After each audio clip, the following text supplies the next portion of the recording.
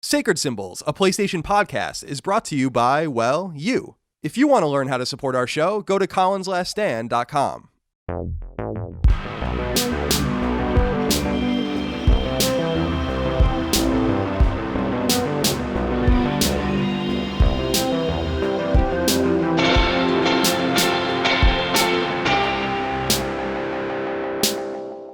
Greetings and salutations. Welcome back to Sacred Symbols, a PlayStation podcast. This is episode 75. My name is Colin Moriarty. I'm joined as always by the turkey plump Chris Raygun. Chris, how are you today? I'm pretty good. How was Thanksgiving? It was not too shabby. Not too shabby at all. What did you eat? I wonder. A turkey. Did you have any ham? Oh, you don't like ham? No, we usually have ham, but we didn't this year because it's always excessive, and we have ham for weeks and weeks on end. Right. Yeah, you don't want to have ham for weeks on end. Yeah, no, certainly not. So yeah, it was a light one, but pretty heavy. But we managed to get through everything in like a day. Oh, cool. Yeah, nice. I always love the leftovers. I mean, I think that's everyone's favorite part in some sense. Oh no, yeah. everything always tastes worse when it's left over. It's not the same. It isn't the same, but I just love going into the fridge. There's just like a cacophony of stuffing and mashed potatoes and whatever, and I just dump it all on the plate and throw it in the microwave and just see what happens, basically. That's what I do anyway. Yeah. But I hope everyone had a nice Thanksgiving and especially a wonderful Black Friday. I know everyone really loves Black Friday. Yeah. Really fantastic day. And for all of our foreign listeners that don't celebrate Thanksgiving, or for our Canadians that celebrate Thanksgiving on a different day, I think they celebrate Thanksgiving in October, as I recall. I think so. It's not the same thing, though, is it? No, I don't think so. It's a different sort of Canuck Thanksgiving. Wouldn't make sense for it to be the same thing. No. They've stolen enough of our culture. They don't need to steal that as well. You know what I mean? So they have hockey. They do have hockey, and I love hockey. They are the progenitors of the hockey, and I appreciate that so very much.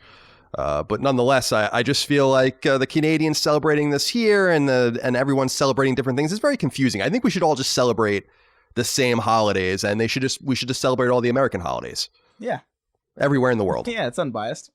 No, there's not a hint of bias in that at all.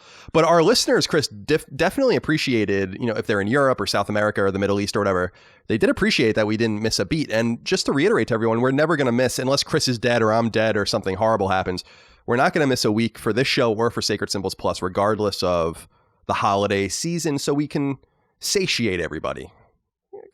Imagine if you're like a British guy, right? And you get up and you have your potatoes and your bacon for breakfast and your sausages, and then you walk to work on a Tuesday or a Thursday or a Friday or whenever you listen to the show, and we're not there for you. And it's like, well, yeah, that'll never happen. I don't celebrate Thanksgiving. That'll never happen. I drove through some crazy snow to get to get home in time.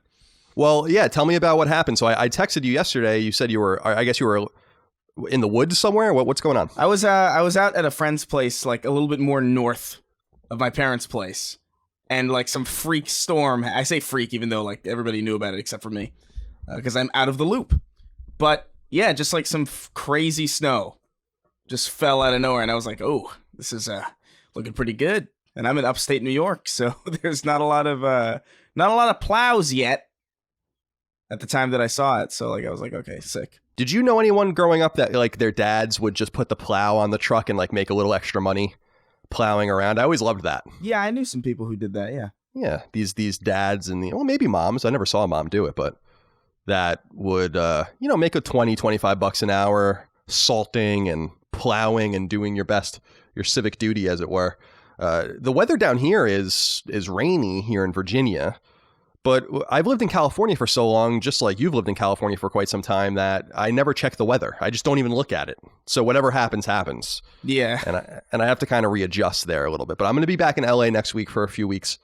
So whatever's going on there, I don't know. We'll see. Fires and earthquakes, etc. and so on. Well, I'm glad to be here with you today, Chris. Today's episode of Sacred Symbols doesn't have a lot of news. There's not a lot that's happened, but I've tried to fill our planning document chock full of questions, comments, concerns, thoughts, and ideas from our audience. Remember, you can support our show on Patreon at patreon.com/ColinsLastStand to get early ad-free access to every episode of the show exclusive access to Sacred Symbols Plus, which is our supplemental weekly podcast. Last week's episode was a Death Stranding mailbag, or a Death Stranding spoiler cast, rather. And this week we're going to do a mailbag, and I'm going to talk about that in a minute instead of doing our Jedi Fallen Order spoiler cast. We'll get into that in a second. But before I do that, I just want to mention you can go to colinslaststand.com to get all the information you need, links to the various shows, links to merch if you'd like to buy merch for yourself or a loved one this holiday season. And I want to especially thank everyone for their support on Patreon. Colin's Last Stand's Patreon is bigger than it's ever been. It's booming.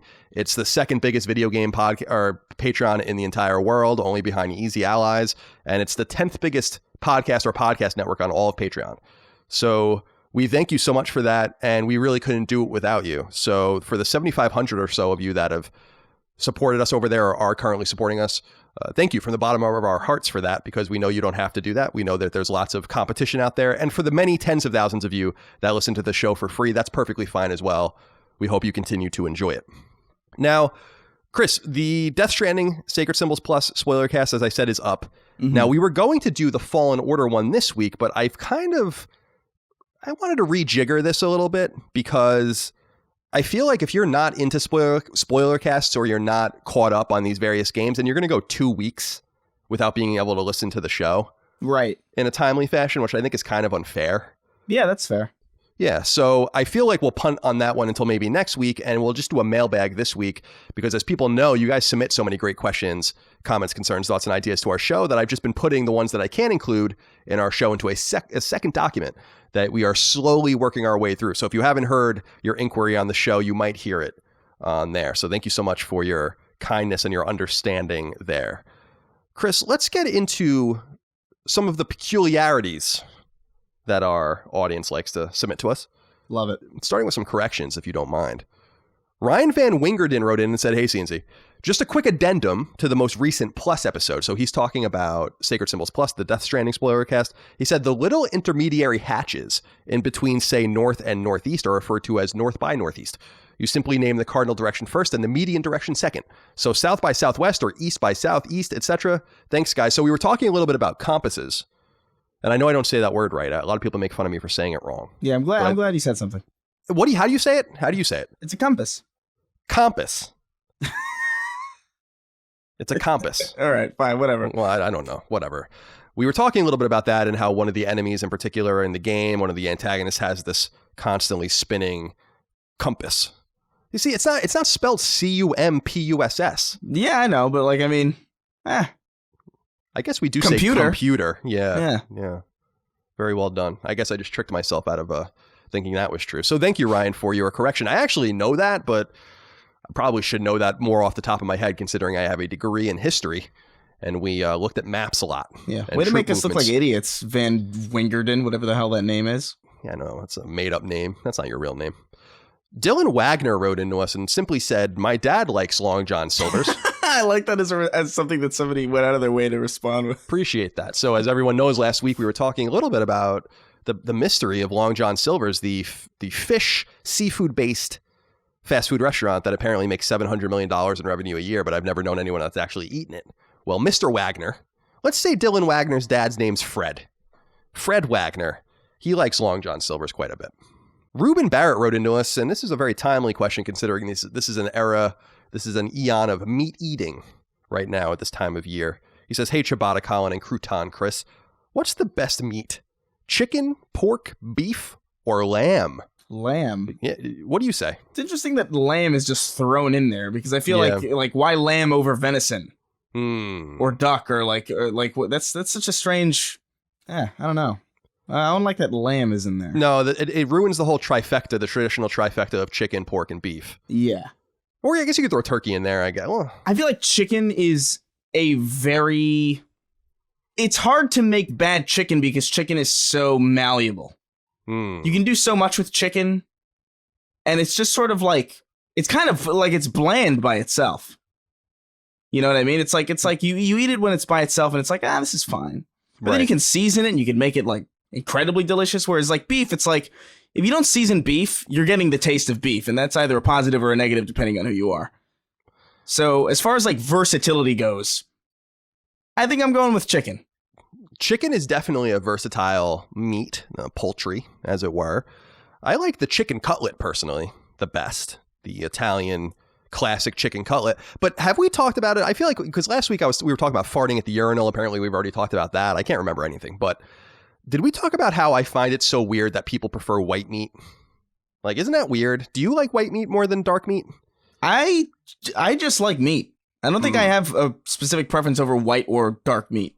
Interesting. Honestly. It's interesting. Because I love the dark meat. I just feel like it's juicier. It's more tender. Because I feel like white meat really runs the risk of getting really dry. Like, I used to date this girl who had a friend, and when we would go out to eat, she would always make sure that the chicken was like white meat. She had to have white meat chicken if it was like on the menu or whatever. And I'm like, but why would you want white meat over dark meat? I don't understand. There's no flavor. I think there's flavor in white meat. I just think, I think the risk is the problem. Where it's like, because you can have white meat that's pulled off super well, and then it's incredible. But then you run the risk of having it done really poorly. Whereas like dark meat is like kind of like a safe bet overall, but also I don't know if I've ever had dark meat that's as good as the best white meat that I've ever had. Interesting.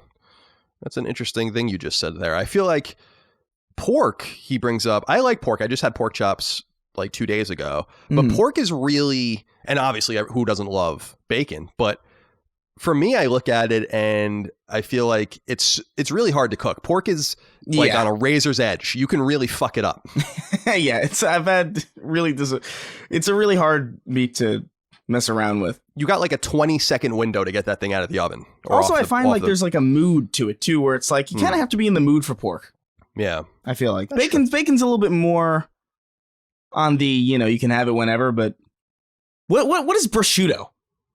Prosciutto, I think, is ham. Yo, prosciutto's delicious. It is. I had that just a few days ago with a charcuterie that we had on Thanksgiving. Oh, how nice. Oh, I love it. It's so good. I mean, that's so good. I totally agree with you there. And then he brings up beef. Now, I feel like my answer is probably beef simply because I love steaks and I especially love cheeseburgers. Mm-hmm. But we can't have either without the beef. But I have to say the 80-20 beef is what's essential. I like the fatty beef. When people like make these 96.4 cheeseburgers and they're like fucking hockey pucks, don't do that to me. I don't want you to do that to me. And then lamb, I don't think I've ever had lamb outside of an Indian restaurant. I actually really love this dish. I think it's a pretty ubiquitous dish. I don't know what it's called anywhere else, but in the restaurants I've been to, it's called frontier lamb. And it's really good, but I don't know that I would ever go out of my way for it if I was not in an Indian restaurant. I definitely wouldn't go out of my way for lamb. I like bison. Bison's pretty good. Yeah, bison's pretty good. Nice. It's apparently good for you. Oh, so, good. I don't know if that's true or not. Another American meat, the bison. So, Ruben, thank you for that's probably the best conversation we're going to have this entire episode. So, yeah, given the news. Thank you so much.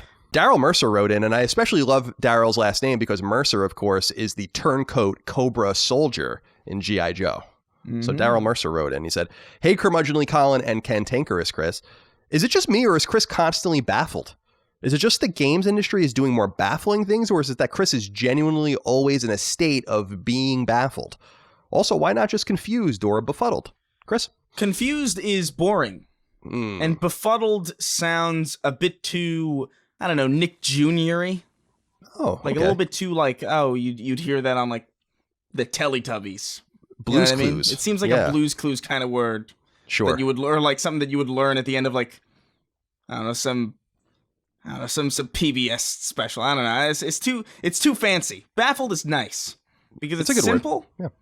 Yeah. It's got the 2 F's in there. It's a good word. Also, there's a lot of just baffling shit happening for real. Yeah, I totally agree with you. I have no problem with the word baffle, and is Chris consistently baffled? It seems that that's actually the case. So yeah, we're always confused. We're always a little bit we're always a lot depressed. Let's be real, and we're doing the best we can. All right, Daryl. So just trying to survive. Jeremy Miller wrote into us. Now, Jeremy always catches my eye on Patreon because he has Magnet Man as his icon. Magnet Man, of course, is my favorite Mega Man villain. So, Jeremy, keep up the good work. He says, "Hey, Colin and Michael Baker's game review." What does that mean? Oh my God. So I just did a video where I looked at some of my old private videos from like when I was 12 on YouTube. And that was like one of the sketches was Michael Baker's game reviews. That's fucking terrible. I did notice that you put up like 2 videos in 3 days. It's quite it is a time of great bounty. It is, yeah. I've got plenty too, like ready. Oh, good for you. That's very set. exciting. Good for you. My question is in regards to the future of Let's Plays on the YouTube channel. So Jeremy's referring to the SideQuest YouTube channel that I created that we kind of just threw.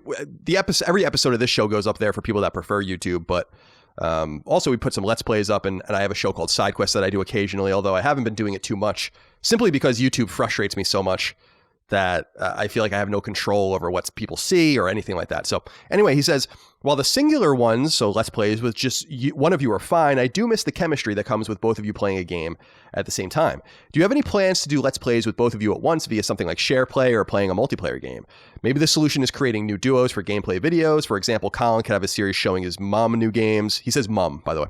And Chris could have one with himself and Tom Sweeney playing games from their childhoods, like Destroy All Humans and Dragon Ball Z Budokai 3. That is those are specifically accurate.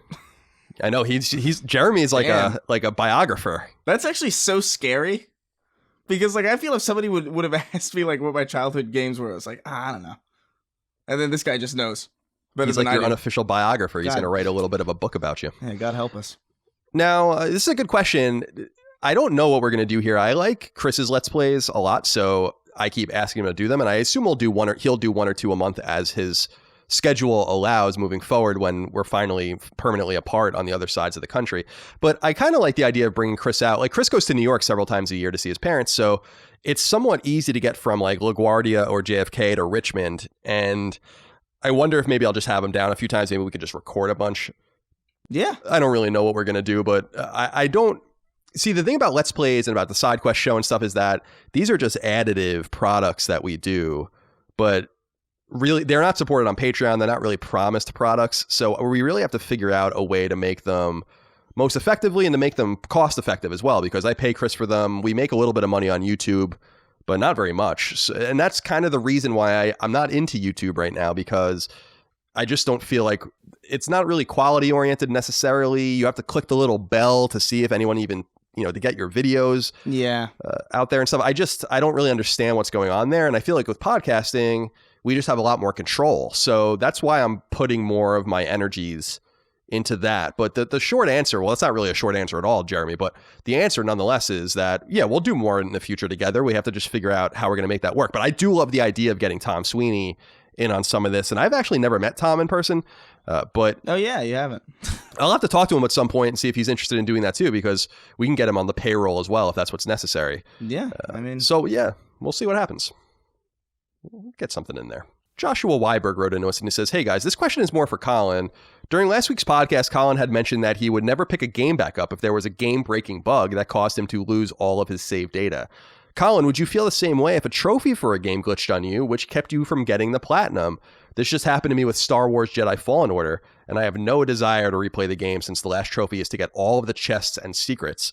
One chest didn't register for me. That would drive me into a rage, the likes of which I can't even describe to you how much that would annoy me and bother me. So that's truly sad. I feel for you. That's I truly feel for sad. you. Holy shit. I'd be really bummed out if that happened to me, especially if you were going after it. It seems like the Star Wars Jedi Fallen Order game, I think we mentioned this last week, is somewhat broken. Yeah. And I think speaks to the fact that they made it very quickly. And it doesn't seem like it went through QA appropriately, because I think, as I said last week, there are 2 spots in the game where your save can break. And I think that maybe hopefully they've ameliorated that problem now. But I mean, broken trophies are really not very common anymore. We're going to have a question about a broken trophy later on, but this is something that's more from the PS3 era, when trophies like wouldn't pop. I know games like Dead Island, the original Dead Island, was notoriously broken with that. So it's kind of shitty that like a game released in 2019 is causing the same issues that a game in like 2009 or 2010 would have caused. So it sucks, and that would drive me nuts. So I'm sorry about that. And Joshua, maybe one day you'll just want to go and play it again, and in a few years, and then you'll just clean up the trophy. I've done that. I've cleaned up trophies years later. So maybe you'll want to do that. Now, a few pieces of news that are not really like big pieces. Well, they're big pieces of news, but they're not news that we can really talk about in the news section. The first thing is that it's PlayStation's 25th anniversary on December 3rd. So the day this goes live, it'll be PlayStation's 25th anniversary. PS1 launched in Japan on December 3rd, 1994. Jim Ryan, the CEO of Sony Interactive Entertainment, wrote a little letter on PlayStation blog, and apparently they're going to maybe announce some things this week just based on our recording schedule. We're not going to be able to get to that in this episode, but we'll get to it in the next episode. So go read that if you want. Enjoy the 25th anniversary of PlayStation. It's incredible that it's been that long. I remember getting my PlayStation 1, so I'm very, very old indeed. And also, if you guys want to Google around, and you might have seen this on social media already, the PlayStation 5 dev kits, the V-shaped dev kits, there's another picture of two of them now side by side, along with what appears to be the DualShock 5. And there are PS4 dev kits in the background, which indicates that these are real images and not some sort of chicanery going on with Photoshop or whatever. So you can go check those out if you want. There's not much more to say about them, but they're out there and they exist. So enjoy that. And the DualShock 5 looks a little chunky, like me. So you can go check that out as well. And finally, Craymerica86 wrote into us. We'll read this before we get into what we're playing. He said, Microsoft said they are not sending out very many dev kits, and the ones that are going out are not close to the console itself, so that Sony is surprised. Do you all think this is a good move? Chris, have you seen any of this conjecture about the Scarlet dev kit? No, I haven't heard anything about Scarlet at all in a while. I didn't even know the dev kits were even around right now. So I guess what they're saying, first of all, Phil Spencer's being a little weird lately with his comment about PSVR and all that kind of stuff. And then so apparently the dev kits, the PS5 dev kits, and we had talked about this a while ago. I mean, I've heard this from people I know, they're really powerful. And it seems like the final dev kits are now out to a lot of trusted, obviously all first-party developers, but also a lot of trusted third-party developers. But Microsoft has been saying apparently that the Scarlet dev kits are not finalized and that a lot of people don't even have them yet. I guess they're still speccing to PC because they want to, quote-unquote, surprise Sony. This seems like a lot of nonsense, frankly. And appears to me to be that Microsoft wants to have the last word on power. So they're holding back as long as they can to see what Sony is doing before they finalize their own specs. Does that sound like something that might be possible? Yeah, I think that sounds about right. Also, Microsoft just kind of has a history of doling out fake dev kits. Like famously, like one of the original, like, first incarnations of the Xbox 360 was literally just some crazy aluminum briefcase that had nothing inside it and stuff like that. It's like they have a history of kind of faking people out. So this isn't necessarily all that new, but I do think it's really just to kind of get the leg up at the end of the day. I think so too. I mean, obviously they've had to have submitted their orders for the parts and all these kinds of things. I don't know what more they can do about a year out from the console coming out, and probably about 8 or 9 months away from having them actually manufacture the consoles, which is pretty exciting. I mean, these things are going to go into manufacture this summer. So it is interesting to see like what they can possibly pull off, but it seems like Microsoft understands that it's one leg up over Sony, and I'm not trying to be fanboyish, and I don't think anyone that listens to the show thinks we're Sony fanboys, because I don't think that's the case, but they have nothing on Sony as far as games are concerned. And I doubt that that's going to change anytime soon. It might change once these new acquisitions that they made last year start getting their games into motion, although what we've seen from Obsidian and Ninja Theory doesn't really, I don't think, scare anyone so far. But for me, I look at it and I'm like, okay, you've lost the software war, but they are winning the Xbox Game Pass kind of the subscription war. Yeah, the service war. And then, of course, they're also, I think, attempting with Xbox One S and everything else, and maybe the new console, to win the power war as a way to kind of market their console. So if this were to be true, and it might be, I don't have a lot of connections on the Xbox side, especially anymore, then I would assume it's just to kind of protect that, because if they lose the power battle with Sony as well, and they're going to lose the software battle at least for a few years, then it's not looking great for them. So I think that might play into it, but I don't know for sure. Yeah. We'll keep an eye on that, though. But I have to say, those dev kits are fucking ugly. Just throwing that out there. Which ones? And the PS5 ones. Oh, yeah. I really don't. Just horrible. They're so heinous. Like, I don't know. Whatever. They're dev kits. They're not final designs, at least. Yeah, I mean, if you guys look at the new picture, like I said earlier, if you look at the new picture, you can see PS4 dev kits in the background. They look like they're computer towers on their sides, and like the old Dell things that you would put like a monitor on or whatever. So it's not like, you're right. I mean, dev kits don't typically look, or haven't typically looked, like the console in question, but that's not necessarily always true. PS3 dev kits and PS2 dev kits look just like the real console. So I don't know exactly what to believe, but God help us if that's the real form factor, because that is one ugly fucking machine. I gotta say, it's got to be the ugliest video game console I've ever seen, if that's really what it looks like. It's uglier than anything I've ever seen. It really is. Horrible. It really is just a travesty. Just absolutely horrible. So we'll see. But anyway, you guys can go look up those pictures. That has some people that are also in the industry are chiming in on what they think and what they've seen and what they know. So there's a lot there, but a lot of it is conjecture. And I suspect maybe with this 25th anniversary, we're going to see more about PS5 soon. So we'll just kind of keep our cards close to our chest for now and wait until we have more to talk about. That's like substantive. I think that makes the most sense. Chris, let's get into what we're playing. You say here that you're still playing more Fallen Order. Have you beaten it yet? Not quite yet. I have not beaten it quite yet, but I think I'm close. And are you still enjoying yourself? Yeah, I think I kind of like the game less as I play it more, because I think it's dawning on me that like, oh, you know, this is a very solid attempt at doing a lot of things that other games already do kind of like way better. But it's still impressive to me because it's Respawn that did it. So I keep having this weird like push and pull where it's like, wow, this is incredible that Respawn did this, but it's also like, oh, I kind of wish I was playing Sekiro right now, or you know what I mean?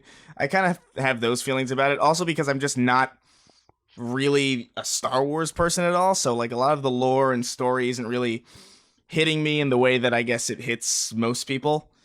Still a solid video game. I don't know if it's really going to be anywhere near my favorites of the year so far, but I also can't say anything really bad about it either. It's just a solid video game. Yeah, I'm enjoying it. I'm only a few hours into it. I think it's cool. So I'm a lapsed Star Wars fan, as I always like to say. I think that the prequels kind of killed my passion for the franchise, and then the episode 7, especially, and actually Rogue One really reinvigorated me as like, oh, maybe Star Wars is going to be good again, but that wasn't meant to be with the travesty that was episode 8. So, it's hard for me to kind of separate those kinds of things because this is all one overarching universe. But I was a big Star Wars fan when I was a kid. I was really into the expanded universe. I collected all the toys. I'm a big fan, and I feel like I find the game quite charming from that perspective. I like the protagonist. I think some of the surrounding characters are really cool. I actually think the vocal performances are quite stellar, and pardon the pun. And that I can't help but find myself really interested in learning a little bit more about these worlds and this story and how it fits in. It seems like it's somewhere around episode 2 or like between episode 2 and episode 3, I guess. And that's not a really part of the galactic lore, as it were, that I really give a shit about. So it's cool, like playing in the beginning and seeing like a pile of battle droid heads and clone trooper helmets and stuff like that. I'm like, oh, this is kind of neat, because usually when I see that iconography, I screech in horror because it reminds me of these terrible movies that ruined Star Wars for me. So it does have a lot of the makings or the markings, and we'll talk about it in our spoiler cast, of a game that was made quickly. There's a lot of really weird things in it, actually, that immediately made themselves evident to me. And also, I can't believe how Uncharted-like it is in a lot of ways, which makes me wonder how much Project Ragtag found its way into this game. I feel like, and I don't know, maybe people have talked about this, I really try to avoid a lot of pre-release conjecture about games and pre-release information because I don't want to spoil games for me. And apparently, by the way, the Thanksgiving era, I guess, Fallen Order ad on TV is like ruining the ending of the game for a lot of people, which is like ridiculous. But so this might have been answered already, but I feel like there's Amy Hennig in this game, or that they saw it and they were inspired by it or whatever. But like the beginning of the game is Uncharted 2. I mean, I let my literally. I let my nephews play the game when they were over for Thanksgiving. I have a few nephews, but the ones that were playing it, I think, are in 4th grade or 5th grade and 2nd grade or something like that. And they were really into it, but they said to me, like, Uncle Colin, this is just like Uncharted. And I'm like, well, if they noticed that, yeah, right. then I'm certain everyone else is noticing it. But nonetheless, I'm surprised by how charming it is. But the Dark Souls light stuff that they're doing in the game, I don't really understand it. I don't really get what the point of having like the campfire type thing is. And that kind of stuff really harkens to a game that's like really difficult. And that's the hallmark of those kinds of games. And this game isn't difficult. I'm playing it on hard, actually. And I die, but it just feels a little out of place. I don't really know. It seems to not have an identity. It seems to have a little bit of an identity crisis. It feels like it's not hard enough to justify some of that stuff, for sure. Like, even on the hardest difficulty, I was like, okay, well, parrying is still parrying. Like, it's nowhere near as hard as Sekiro or Bloodborne or any of these things. It does feel like there's a lot of weird shit in it just for the sake of kind of being like, oh, it's like Souls-like. Even though it's kind of not really. Like, it is only in the sense that you parry. You know? Right. It's Sekiro in so much as you parry things and, you know, the way the game is set up. But you really don't need that many campfires or bonfires or whatever the hell. Meditation points. Yeah, there's a lot of them. I mean, at least in the part. So, like, I don't really get... But it's also weird, too, because you can't fast travel between them, which is like, why wouldn't you let me do that? Right. Yeah, that's a good point. Like, I don't know. Yeah, you kind of unlock these little shortcuts around the maps that allow you to get through them quicker, but it would be cooler to be able to quick travel and stuff like that. But the game doesn't seem to be that meaty. I mean, you can see the entire upgrade tree when you start. It doesn't seem to be that robust, and I dig it. A few of the problems that I have with Star Wars generally are in this game. Obviously, I feel like there should be so much blood in Star Wars, and I understand why there's not. And I guess like they're cauterizing the wounds with the lightsaber, so there's not blood and stuff. But I always think about that Darth Maul scene in Episode 1 when Obi-Wan like slices him in half, and there's that like puff, like that puff of blood. It's like the first time you really ever see blood outside of like Empire Strikes Back, when I guess Luke is attacked by the Wampa. And I'm like, well, that's kind of cool because I assume that would be what it really was. I mean, you're slicing and dicing and destroying shit. Yeah. And there's just no blood anywhere, anything like that. And the other problem I have, maybe this is in the game later on because I'm only on those first two planets once you, I don't want to get too spoilery, but once you kind of open up the game a little bit from the intro. But why doesn't he have a blaster? Like, I don't understand. Like, why do I have to fight everything with a lightsaber? It's just weird. That bothers me a lot. You know, I don't know if that opens up later, but I just find that weird. Like, there's these little shitty creatures that you have to fight, and I'm like, why wouldn't I just blast these things in the head? Why do I have to get all close to them and fight them with my lightsaber? It doesn't really make any sense. Yeah, I never liked. I feel like that's like a common thing where it's like in Star Wars games, you just tend to fight like just animals just going about their fucking business. It's just like just this massacring. It's weird. It's like this gallivanting space deer is not really doing anything. If anything, I'm encroaching on it, and I have to kill it so I can get a little bit better with my sword. And you also and it bothers the hell out of me that you can't cut stormtroopers in half. I don't mind that there's no blood. I honestly don't mind that. It's like fine. Like the cauterizing the wound thing makes perfect sense to me. It's like cool, sick. That's actually kind of cool. But like the fact that you can just cut these cats and spiders in half, and like you hit a stormtrooper with a blade, and he just like falls over with like a streak of light on him. It is a little weird. It's a little weird. I do like the flagrant use or the plentiful use of biker scouts in the game, though, which are like always been my favorite type of stormtrooper. So that was really cool to see in the very beginning. I don't know how much they are later in the game, but I've always loved those outfits so much. I always wanted like one of the, when I was a kid, I was reading like Star Wars Insider as like a kid in the 90s, and they had like the shop in the middle of it where you can like buy things. They always had those really expensive suits for like stormtrooper suits and TIE fighter pilot suits. And I always wanted a biker scout suit. And then I realized like, well, I can buy one now, but will I really? I don't know. I don't know if that's a good idea to do that. Yeah. So we'll save the rest of our Fallen Order chatter for a dedicated spoiler cast for Sacred Symbols Plus so we don't spoil anything for you. I also have to say that I was at my nephew's house, stayed overnight to hang out with them at my sister's, and I played Madden NFL 20, and it's really good. I just wanted to throw that out there. It's been a few years since I've played Madden. I'm really impressed, actually, with we were playing. It was the Jets and the Bills. My brother-in-law's from Rochester, New York, and they're huge Bills fans, so his kids are Bills fans. And so we played Bills-Jets. And it was really interesting. Like I was listening to the commentator and they were commentating as if we were in the middle of the 2019 season as it's happening right now. So they were talking about like the Jets winning streak and how this guy's doing and stuff. And I'm like, wow, that really is pretty impressive. And it really goes to show what we've been saying in the past, that these games need to become their own platforms because they're really upgrading and updating this stuff on the fly, not only rosters and waiver wire moves and stuff, but the commentation itself. It's pretty cool. I mean, that's a lot of production value in there. So I can see why this game remains so popular. I know that this game remains on the periphery for a lot of hardcore gamers that aren't into sports, but I played it and immediately understood what people love about it still. So it was cool to play it. And I won 10-7 on a last second field goal, in case anyone's curious. By the way, Sean Mason wrote into us. We already really talked about this, about the Jedi Fallen Order being janky and broken. He asks if it's acceptable. It's absolutely unacceptable. And again, I really want to know more about the behind the scenes nature of this game. Remember that this game was announced really suddenly at E3 in 2018. It didn't seem like they were even prepared to talk about it. And I feel like you can tell. And that's, I guess, one of the biggest shames of this game.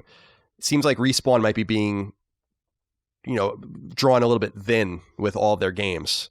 And with Apex Legends and stuff, I don't know. I think it's a lot. You know what? Honestly, I feel like they were under threat of probably losing the license early. Like they had to get something out. Like I genuinely think it's like, okay, we need something for like, I don't know, Q whatever of this year, and it needs to be a Star Wars game and it needs to be good. And the second they were like, oh, this looks good enough, because it is like it's a good game. It's just like not finished. Yeah, I agree. It's totally good. And it's totally good. Yeah. Yeah, and they were like, maybe they'll just be happy just to have a good thing again. All right, fine. Let's just put it out. Yeah, I want to be clear. It's no less than good, and it might be great. I've not seen enough of it yet, but I have to say, I tweeted about it after about an hour. I'm like, this is, at the very least, this game is very charming. And I really liked, I can't remember his name, but that like weird creature that's with him in the beginning of the game that is like his friend or whatever. The pilot? I don't want to talk. Is he a pilot? I don't know. He's like a scrapper. Right. Yeah, I really liked that character a lot, and we won't talk anymore about that. I don't want to spoil anything, but there's just and yeah, the pilot character too that you meet is really cool, and there's a black woman who plays like this lapsed Jedi. Basically, she's really cool, and the bad guy's cool. Yeah, Deborah Wilson. Yeah, I knew she looked familiar. Sounded familiar, I should say. Chris, let's get into the news. All right. And again, as we said at the top, not too much to get into this week, but a few things of interest. Number one, Sony has revealed PlayStation Plus's free games for the month of December, and by the time this show goes live, you'll be able to download them. This month's free big game is Titanfall 2, the 2016 single player. Go ahead, you can say it. There you go. The 2016 single player and multiplayer FPS from EA-owned Respawn Entertainment, the team most recently behind the popular Star Wars Jedi Fallen Order, and the even more popular free-to-play Battle Royale, Apex Legends. The other free game is Monster Energy Supercross, the official video game, an older racing title surrounding the 2017 season, Supercross season. I had a little typo there. Remember that even if you don't intend on playing these games now, you may want them later, so be sure to go to the PlayStation Store and add them to your library to use later on. Garrett Jaggard wrote into us on Patreon. He says, hey, CNC Podcast Factory. I was very excited to hear about Titanfall 2 being included with December's PS Plus games. It's an excellent game that unfortunately never got a fair chance due to EA's foolishness. Hopefully the game can enjoy a sort of renaissance with the influx of new players. I think Chris especially might really enjoy that. Are you going to try to get back in and play? Because I assume there's going to be a whole new player base that is experiencing the game for the first time. Oh, yeah, definitely. I can't wait to mop people up. Oh, you're going to kill him. It's going to be so much fun. I love it when it's probably really bad from the perspective of a new player, but I love going into games when there's like very clearly a bunch of new people going in, because it's just like, oh, it's what more can you want than just a bunch of fodder for your Titan? Yeah, I think it's going to be really exciting. I feel like this is a really good move on EA's part to kind of test the waters on if there's an appetite for another Titanfall game, because I know that Respawn had wanted to make Titanfall 3. Apex Legends is obviously in the Titanfall universe, but I don't think anyone really counts that. And then they moved on to Star Wars, and I assume now they're going to make another Star Wars game because it's selling quite well. So this might be a way for them to gauge, like, should we scale up and really have what will be essentially be 3 internal teams at Respawn working on full production? Because there probably are multiple teams that are working in pre-production capacities. So they can probably figure out if people really like what they see here. And as Garrett wrote, and as we've talked about ad nauseum on the show, Chris, EA really fucked Titanfall 2 in the way they released it in 2016. And so there are a ton of people that I think are really going to enjoy it that just never gave it a second look because of Battlefield 1 and the other games that were kind of released in that era, the 2016 fall. Mm-hmm. Yeah. So we'll see what goes on with it. But and I know Chris feels even more passionately about it. I really liked the Titanfall 2 campaign. And so if you've not played it, what's better than free? Just go and play it and check it out for yourself. Yeah. It's a good time to play it too, because it's a really short campaign compared to like a lot of games that you're going to play, and it's so good. It's a lot of fun. And by the way, it's so fun how with some of the movement in Fallen Order, it just feels like Titanfall. So Yeah. It's kind of like with the wall running and stuff like that. It's kind of neat, even though it's not made with a proprietary engine, even though it's in third person, you can kind of feel that hallmark. I even love when you die actually in Fallen Order and it says respawn on the screen, which is really a nice double entendre. Yeah, it's cool. Number 2, this is a weird one.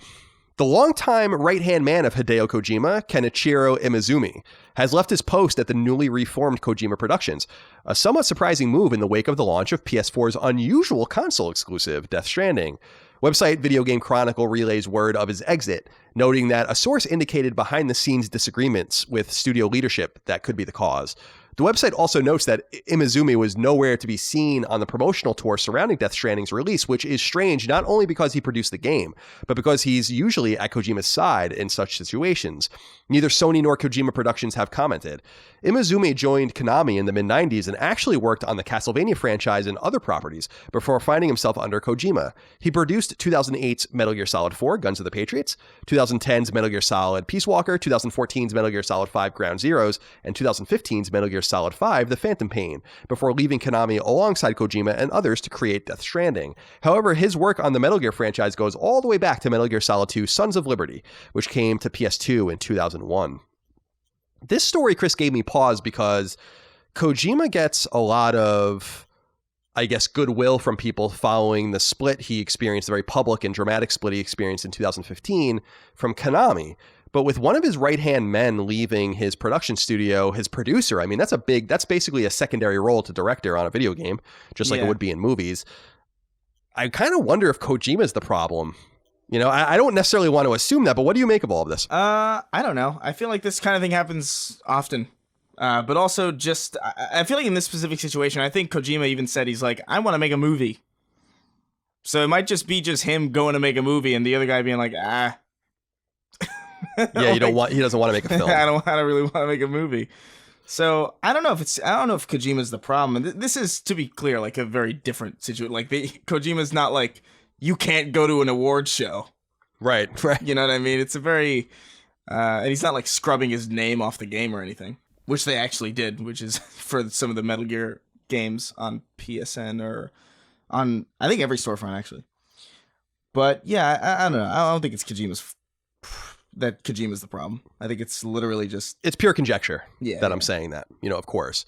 But it gave me pause because on one hand, Konami had problems with other people. Typically, you would hear about Kojima and Konami's problems, but actually the problems began with Koji Igarashi and the Castlevania franchise. He was the one that I was actually let go first, or that left the studio first, and then Kojima left. So I'm not saying Konami is the easy publisher to work for, that they have no part in this strife. But now that they're outside of Konami and they're working with Sony, it's interesting that they're now having internal problems, and they've been together for 20 years. So I'd really be interested to learn more about what that's all about. And you could be right. It could be something as simple as they want to go make a movie. I was reading an interview that Kojima gave with Vulture, where at the very end he mentioned maybe doing a sequel to Death Stranding, which I think is a bad idea.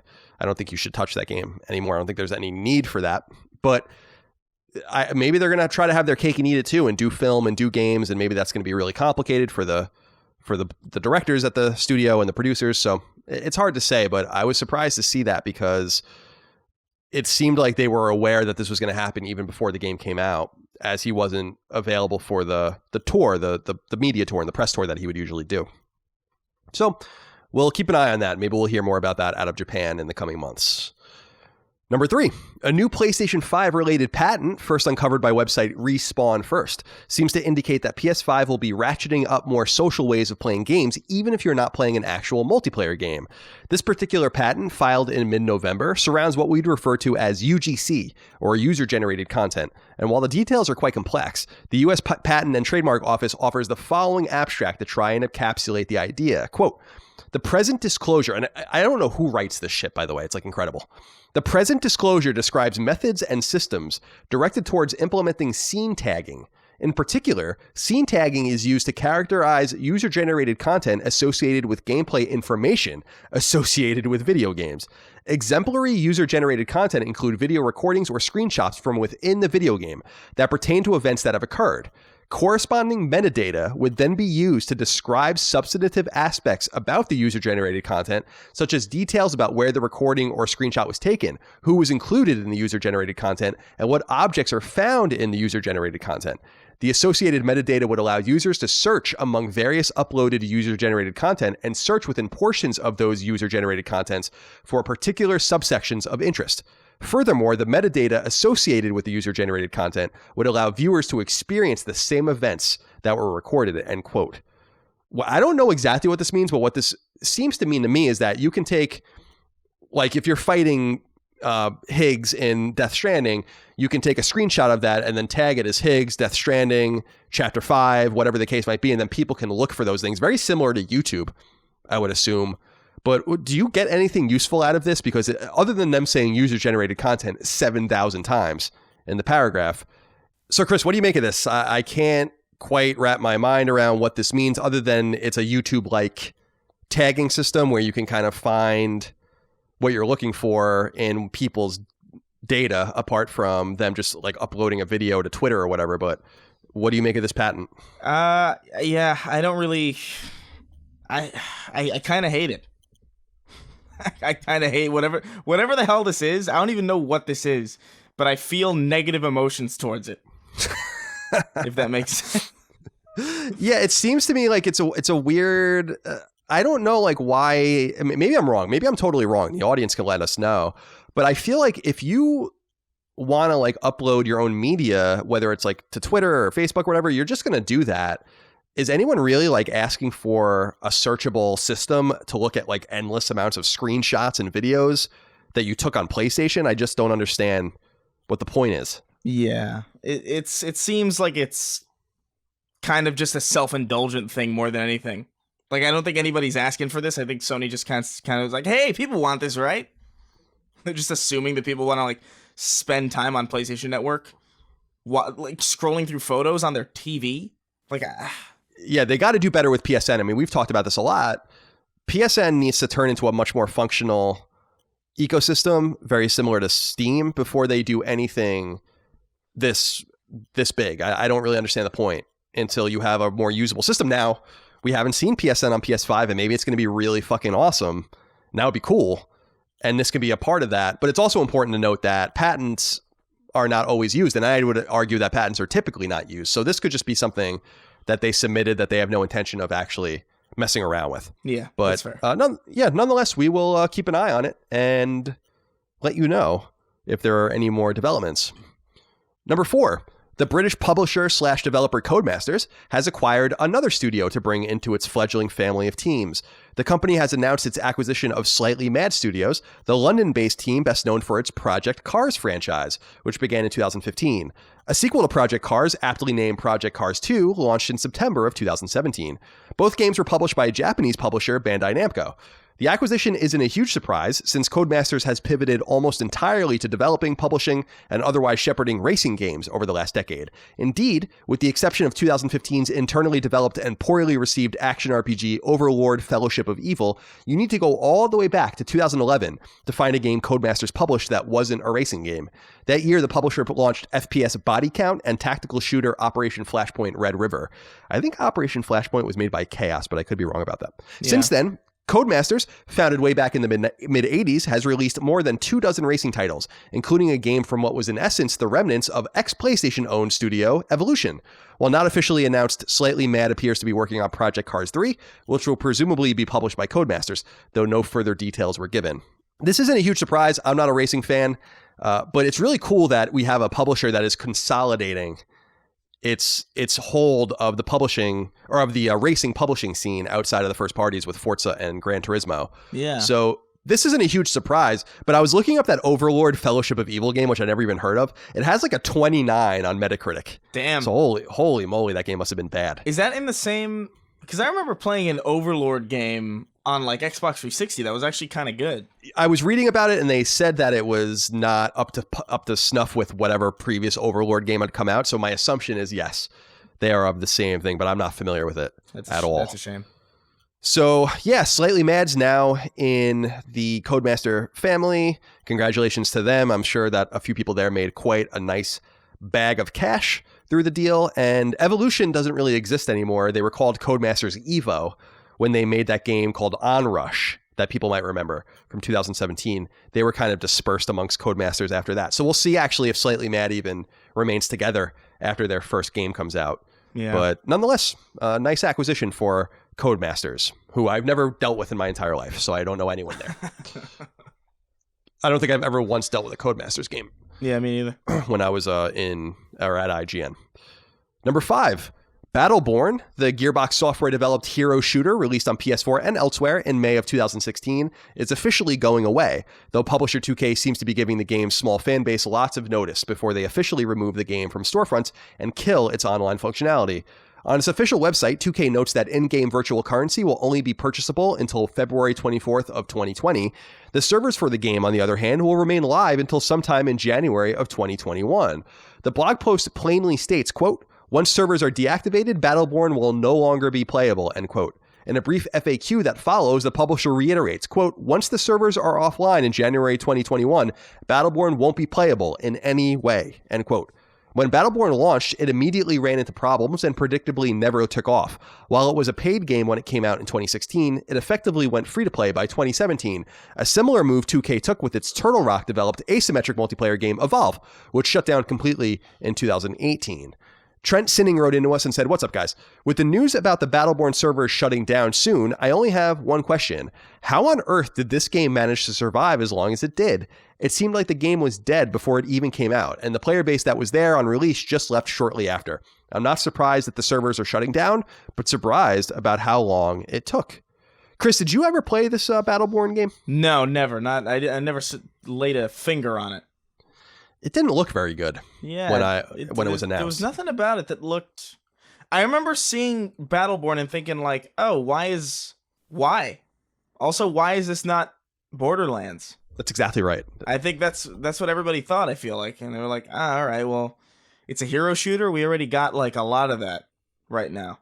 It was a similar thing with Lawbreakers when that was a thing. Yeah, that brief era in time when Cliffy B, Boss Key Studios out of North Carolina made that game, and they also made that other, what was that other game? Radical Heights. Radical Heights, right. And yeah, so Battleborn, I remember when Battleborn was announced, I don't think it was like a real Colin was right moment, but I'm like, this game doesn't have a prayer. And it didn't have a prayer, and it didn't do very well. But to your point, I think a lot of people were frustrated with Gearbox at this era and during this era because it seemed like they were wasting time doing these other things, and I don't blame them. They can do whatever they want, but like Borderlands 3 ended up being really great. It's one of my favorite games of the year, and in my opinion. And I feel like we could have just gotten it a lot sooner if they just didn't take these little deviated paths that they decided to take. Also, with not only this, but with Alien Colonial Marines, that came out a year or two before this, and that was awful. So it was we were questioning whether Gearbox had it still. And I think with Borderlands 3, we realized that they do indeed have it. But nonetheless, Battleborn, goodbye Battleborn. I think it's really cool that they gave everyone a year or so to figure it out. So to Trent's point, I don't know how the game lasted so long. I assume that it was very cheap to keep. And with their virtual currency, I think it's called Platinum or something. I don't know what it's called.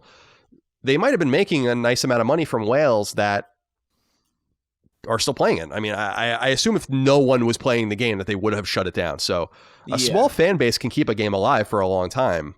And if they're making more money than they're putting out in terms of the people that are on keeping this game alive and patching it or whatever the case might be, then the game stays alive. But 2K is obviously identifying this game as one that will not be making the transfer essentially to next gen, which is interesting. So goodbye Battleborn, and another game that will be cannibalized by its online-only functionality. I thought it did have a single-player. No, I guess it didn't. No. I guess it couldn't have. Yeah. Well, goodbye, Battleborn. We barely knew you. Yeah, I didn't at all, Miller. Chris didn't know you even a little bit. Finally, number 6 is a wrap-up. Where not a lot of news this week. I mean, it's December. This is the month where nothing happens. Indeed. Website Gamatsu reports that the eagerly anticipated expanded Persona 5 re-release, Persona 5 Royal, or The Royal, depending on where you are in the world, has appeared on the Hong Kong, Taiwan, and Indonesia PlayStation stores with a release date of February 20th, 2020. This hasn't yet been confirmed by publisher/developer Atlas at the time we're recording, but it should be by the time you hear this. They are promising announcements the day this podcast goes live, actually. The website also reports that roguelike dungeon crawler, what is this? Stramium? Stramium Immortally. Oh, that's a terrible name. It's coming to PS4 on December 17th. And finally, Push Square reports that the Stanley Parable Ultra Deluxe Edition has been delayed on PS4 and will now come out sometime later in 2020. The original Stanley Parable, developed by Galactic Cafe, is a story-driven adventure game that originally came to PC in 2013 and has never seen a console release. So people will have to wait. That game is so good. Yeah, it's supposed to be great. I've never played it. And I was actually surprised that it was... I looked it up before we started because I was like, certainly this game came to console already, but it actually hasn't. So we'll have to wait until 2020, later in 2020, if you guys are looking forward to playing that game. And finally, Chris, let's get into... Well, not finally. Next. Let's say next. We get into the new game releases. But before we do, Zach Wishnuff wrote into us and said, Seamen, do you think... I don't like that. Do you think that the inclusion of more sponsorships and ads in games could help keep prices...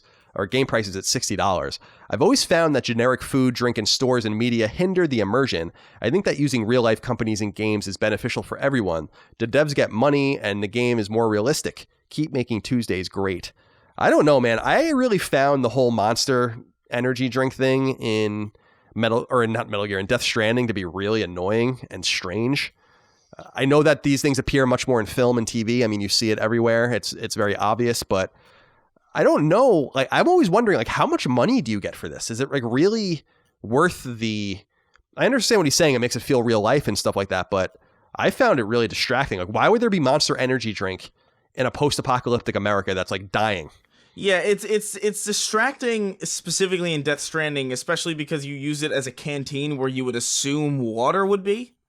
I could see that. I'm of two minds about it. I think it's distracting in Death Stranding, where there's like an ad for Ride with Norman Reedus. I think there's even a line of dialogue where Sam Porter Bridges is driving around on the tricycle and he's like, "This bike is sick. It should be on Ride with Norman Reedus." Oh my god, I didn't even notice that. That's horrible. I thought it was funny the way it was done, but like, yeah, I don't know. Like, I think in some games it makes sense. I always thought it was distracting in Grand Theft Auto or like games like it. Although Grand Theft Auto a little less so because the whole point is to satirize real shit. But I always remember like playing Spider-Man games and like being in Times Square and seeing all these ads for like just complete bullshit. And I'm like, I could see them putting like real ads in like fictional Times Squares and it being totally fine by me. Yeah, I guess if it makes sense and it serves the game. And I agree, to Zach's point, is it going to help keep game prices at $60? I don't think so. It's just going to help publishers and developers make more money. And I'd really be curious. We probably have this information about films out there that use like Pepsi or Coke or whatever in their stuff. Like, how much do you get paid for this? That's what I'm always curious about. Like, how much are you making for this Norman Reedus ad or for this Monster energy drink inclusion? And Sophia, my writer on SideQuest, did make the good point that, you know, it's not the first time that Kojima has used real life products in his games, of course, and that's true. But I would avoid that stuff unless my game, like you were saying, Spider-Man it's supposed to take place in the real world. So it makes sense to be in a real-time square with real ads or whatever, but I find it distracting. The only games that I think are served by it are sports games because, like, I think of FIFA, if you look at like the back of the pitch where the camera's facing, there's always ads back there. And so not having those ads would actually be peculiar. Or in a hockey game where they're all along the boards in the game, that makes more sense. It's actually stranger to just see white boards in a hockey game. So that serves the game. But I don't know. I'm so sick of people advertising to me all the time. It's just annoying. Like, hey, just leave me the fuck alone. It's capitalism, man. It is. But not even I know this is strange for me to say, but not even capitalism is perfect. And it's about as perfect as you can get for an economic system, but it's got its problems. And I think that's one of them. I remember going to a movie. This is so funny. I don't remember what movie it was. I think it might have been Arrival or something like that. There was a person, I went to see it in San Francisco, and there was a person ahead of me that was buying his ticket, and he was like, "When does the movie actually start?" And they were like, "Oh, well, the movie starts at this time." And he's like, "I don't want to be advertised to," or whatever. And I'm like, Jesus Christ, dude, get a grip. Yeah, no, the movies don't start until like 20-25 minutes after the start time. Yeah, it's ridiculous. You got the dancing popcorn, you got the Coke that's going up and down the staircase with his little staff, doing a little jazz dance. Yeah, the fucking "Let's All Go to the Lobby" song, and yeah, I get it. It's fun. And not to mention the stuff beforehand where they're always advertising a television show or an upcoming movie outside of the trailers. I got to look into how much these guys are making. Maybe this is the only reason movie theaters even exist anymore. Maybe they wouldn't even be able to survive without this ads. Influx of cash. Yeah, I don't know. Probably literally. I mean, I don't go to the movies at all anymore. So I love those 3-second clips of the lady who's like, "You're watching a movie," and then it fades away. Those are always so fascinating. Like, why would you make that? I always just think what I love about movies, I always get a lot of agita when I go to movies, like typically because you have to get a seat and I don't like being around a lot of people and stuff, but I do like the assigned seat theaters like ArcLight and Alamo Drafthouse and stuff. I especially like Alamo Drafthouse because they like serve you food and drinks and stuff. I think it's awesome. That's awesome. I hate assigned seats though. Oh, you don't like that? No. Because then I don't know. Like I usually go to the movies with people, and then it's like, oh, hey, you want to go to the movie Friday? It's like, oh, okay, sure. When are you getting your tickets? You want me to give you the money for the tickets? It's like, okay, because you got to get them all at once. That's a good point, actually. You have to kind of align your plans a little bit more ahead of time. It's frustrating. I prefer to just get there and fight over a seat to the death. Right. Fair enough. When I saw Independence Day 2 at Alamo Drafthouse, I spent like more than $100, I think, on food and drink because it was so bad. I just kept ordering drinks and nachos and shit. That was such a bad movie. Oh, it was horrible. It was I think that was one of the worst movies I have ever seen. Yeah. Like straight up and it was so disappointing. I love the original Independence Day, so what a fucking disgrace that was. Horrible. All right, Chris, as tradition dictates, you will go first and we will read the new games coming to PSN. A nice, robust list compared to weeks past. We got a decent amount. Ancestors, the Humankind Odyssey comes to PS4. Explore Africa 10 million years ago. Fuck that up a little bit. As you expand your clan and evolve to the next generation in Ancestors, the Humankind Odyssey, a new third-person open-world survival game from the creator of Assassin's Creed. Okay, what? Yeah, I don't know what that is. I don't know why this came to mind with that old, I think it's the Player Haters Ball from Chappelle's Show, where he's like, click your heels 3 times, go back to Africa. That's so stupid. Can we please stop saying the name of the game in the write-up, for the love of God? I got to remember not to do that when we write ours. Or maybe I should do it to just annoy everyone. Do it several times. Put a bunch of spelling errors in it. Arise, a simple story, comes to PS4. Set out on an emotional journey through the bittersweet lives of 2 people where memories come alive and time bends to your will. Lose yourself in moments of happiness and overcome every hardship as you relive your life's story. A story of joy and sorrow. A simple story. All right. Big Pharma comes to PS4. Big Pharma is part business sim, part logistics puzzle. It's one thing to work in the lab perfecting new formulas, but converting the sciencey stuff into cold hard cash means bringing an engineering and business mind into the problem. Factory space is expensive, and those fancy new agglomerators, I guess? That's not a real word. Agglomerators and centrifuges don't always slot nicely together. I guess centrifuges are real. That's gotta, yeah. The centrifuges are real, so that other thing's gotta be real too. I've never heard that word in my life. Yeah, me neither. No, I've never. That game looks really cool, though. I gotta say that. I think that game sounds that's another game where it's unlike anything else. Yeah, that's on the market as far as I know. So I like the premise. Yeah, it sounds neat. I like the name too. Blair Witch comes to PS4. Inspired by the cinematic lore of Blair Witch, experience a new story-driven psychological horror game that studies your reactions to fear and stress. With just your loyal dog Bullet by your side, navigate your way through a cursed forest that warps and distorts both time and space. Stand against the horrors of the Blair Witch and the decaying sanity of a man burdened by his past. Chris, you said a week or 2 ago that you had played this game a little bit. Yeah, it's not bad. It's definitely more of an indie game, so it's a bit jank, but it does some really cool things. It reminds me a lot of Fatal Frame. If you ever played the Fatal Frame games, where it's a lot of emphasis on cameras and rewinding, and it's really cool. I would recommend at least if you got nothing else to play, which chances are you probably have a ton to play, but it's not a bad, it's not terrible at all. Yeah, I'm going to check it out. I think that strikes me as a game that's going to go down in price really quickly, so I'll just wait and then I'll buy it later. Yeah. Classic Snake Adventures comes to PS4, a 4K reboot of the classic retro game Snake, introduced in 1997. Remade with gorgeous hand-drawn 2D art and a 3D Snake which can bend and change size and speed during gameplay. A state-of-the-art game with the retro beloved gameplay of Snake 97. Who could forget Snake 97? Snake. Cuisine Royale comes to PS4. Cuisine Royale comes to PS4. Cuisine Royale is a brutal multiplayer last man standing shooter with realistic weaponry, mystic traps, and demonic rituals. Draw bloody mystic seals or conduct ancient rituals to heal allies, slow down enemies, set numerous traps, summon zombies, and more. Why is it called Cuisine Royale? It's a weird... Yeah. Does it take place in a kitchen or something? I don't know. It sounds like just a complete mistranslation. Yeah.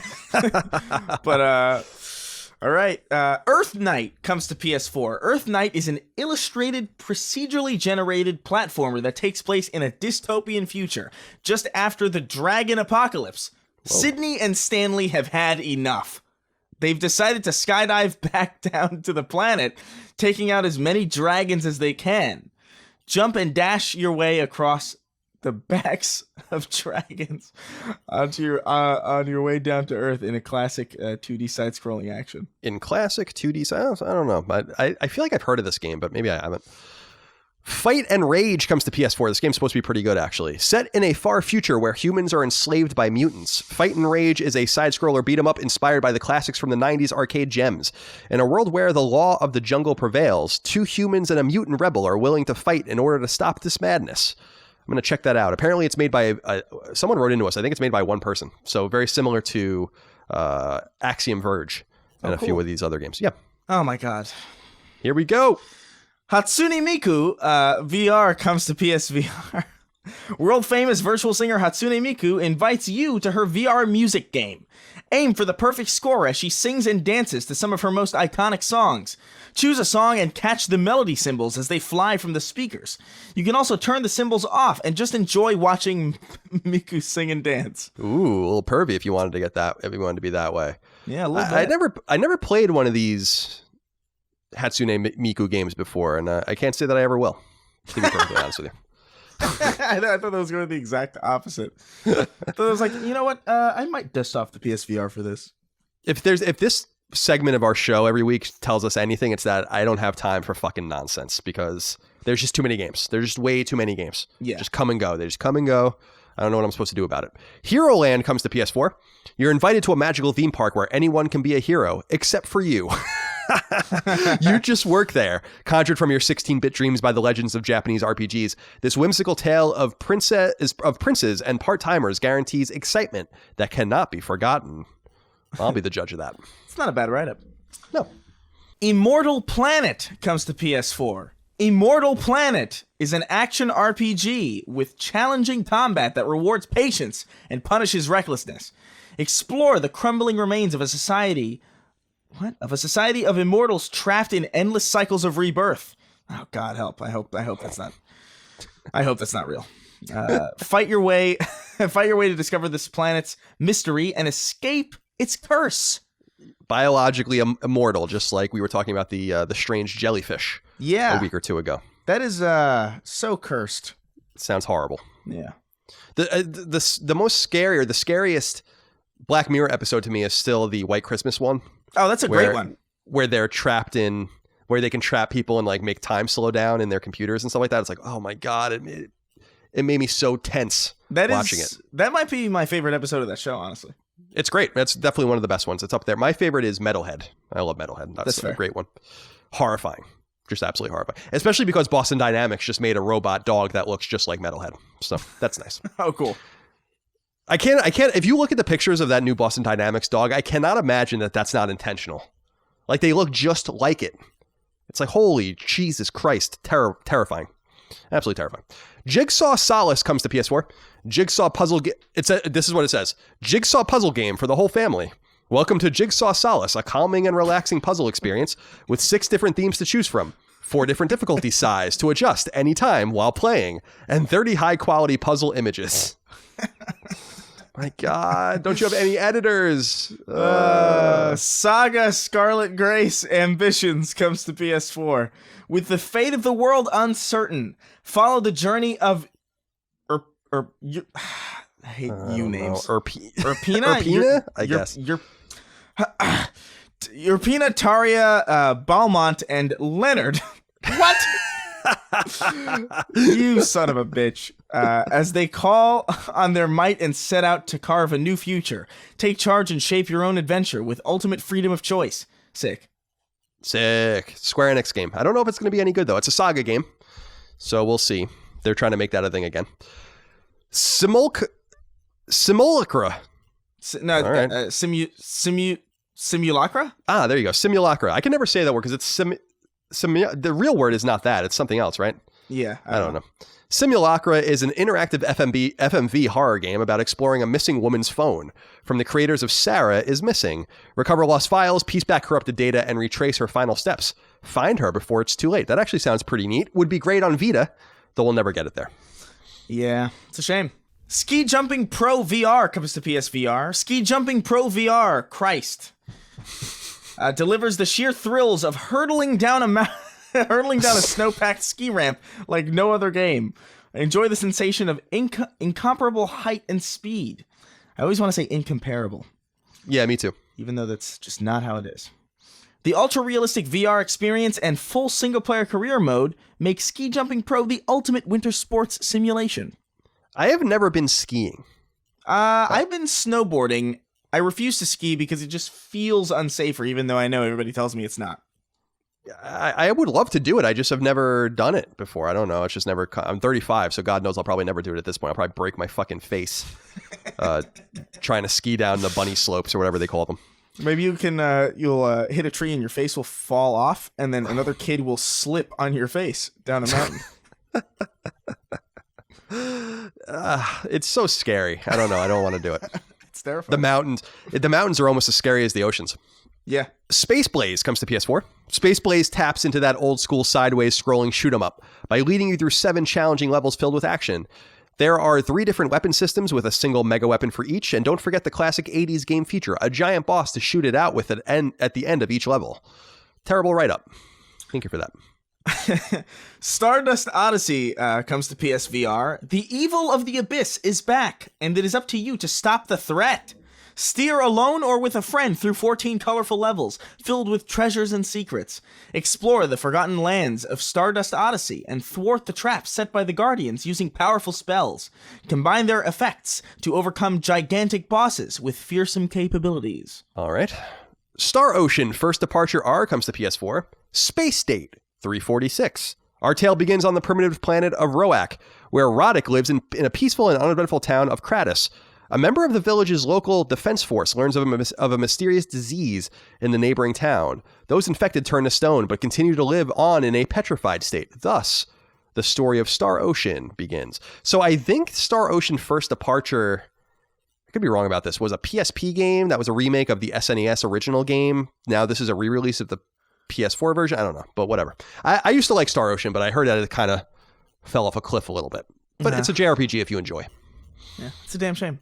Tools Up comes to PS4. Tools Up is an exciting party co-op. What? Oh my God. Tools Up is an exciting party co-op letting you test your renovation and teamwork skills. All right. Paint walls, tear off wallpaper, and move couches against the clock. Home renovation has never been so much fun. So I think co-op is in like a building. Yeah. That was really off-putting. For like a second. It didn't really make any sense. Now, PlayStation's actually promoting this game a little bit. They tweeted out a trailer for it, and apparently it's supposed to kind of be like Overcooked. Yeah. But I don't know that for sure, and I really like Overcooked, so maybe it's good. I don't know. I like the name though. Reminds me of Tim the Toolman Taylor. It does. A little bit.